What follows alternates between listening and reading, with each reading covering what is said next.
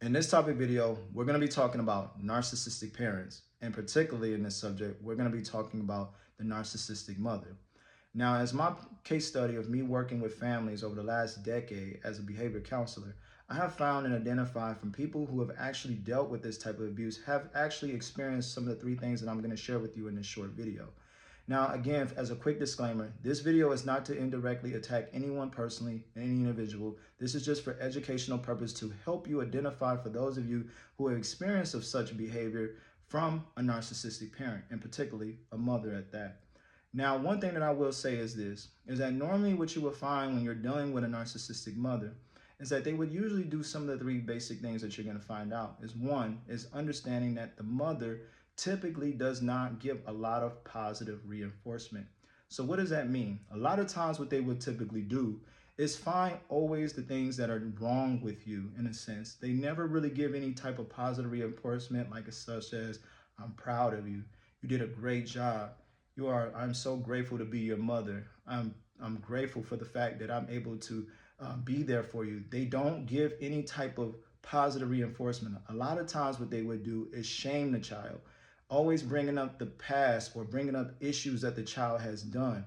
Or if the child has ever brought up something to the narcissistic parent, that same parent would then use that issue that the child had brought to the parent and shame them again and again and again about it, leaving the child less and less vulnerable, and also seeking more and more validation from the parent as well because of the fact they don't have another outlet. Now, normally when you're in a child's position, you don't really understand what is actually happening because at the end of the day, you're just understanding that this person is supposed to take care of you. And usually if they are taking care of you, you're seeking their validation and acceptance, but not understanding that this parent of yours is actually negatively reinforcing you and putting you in a position to have to seek validation as you get older, which a lot of reasons on why people who have the worst of self-esteem usually have dealt with the issue of neglection from a parent who was narcissistically negatively reinforcing the child. Now, number two that I've also found is that also that the child, if the child has siblings or have been around peers, typically what would happen is that the parent would try to create competition amongst the actual siblings, meaning that in the ways that they would say things like, my child is not like this other kid, or they would try to compare the kids to each other, seeking the children to now seek more validation from the narcissistic parent because of the fact, again, that is the extension of them, meaning that they're now trying to compare with each other. And a lot of times you will find that you are not at good terms with the siblings at cases because you both are in some form of fashion are all fighting for that validation from the narcissistic parent. This parent will usually find ways to compete or try to create comparison amongst the children, all right? And now, number three, the children are an extension to the narcissistic parent, meaning that the child cannot have any sense of independence outside of the narcissistic parent control.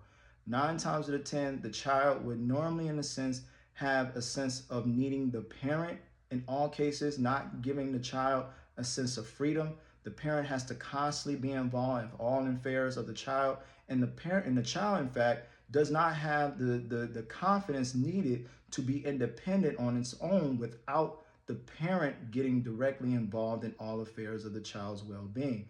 Now, in some cases, you would think that this would be something and considered in a healthy way, but no, it is a form of manipulation and control to allow the child to be codependent on the narcissistic parent itself.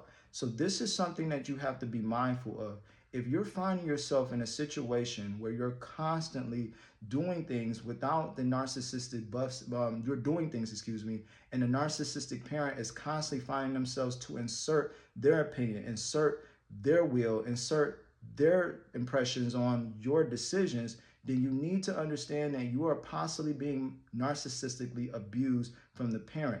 And if you've never created a place of independence within yourself, then a lot of times the narcissistic will still have that direct control over you, even until adulthood, doing different forms of manipulation, which I will talk about in another follow-up video. But these are just some of the 3 things that you would typically find if you're dealing with a narcissistic parent. Now, if I get enough likes on this particular subject, I would definitely make sure to do a part 2 on this series. But I just want to bring awareness that, again, a lot of times narcissistic behavior is not necessarily fully aware to until you're usually at an adult age. And 9 times out of 10 is usually a normal cycle between the narcissistic relationship between the child and the mother, because this is the dynamic that the mother has groomed the child into thinking that this is normal, which in fact it is not.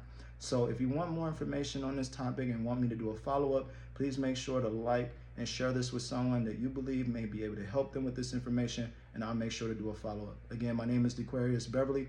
Thank you for taking the time to invest in yourself today. I'll see you very soon in the next one. God bless.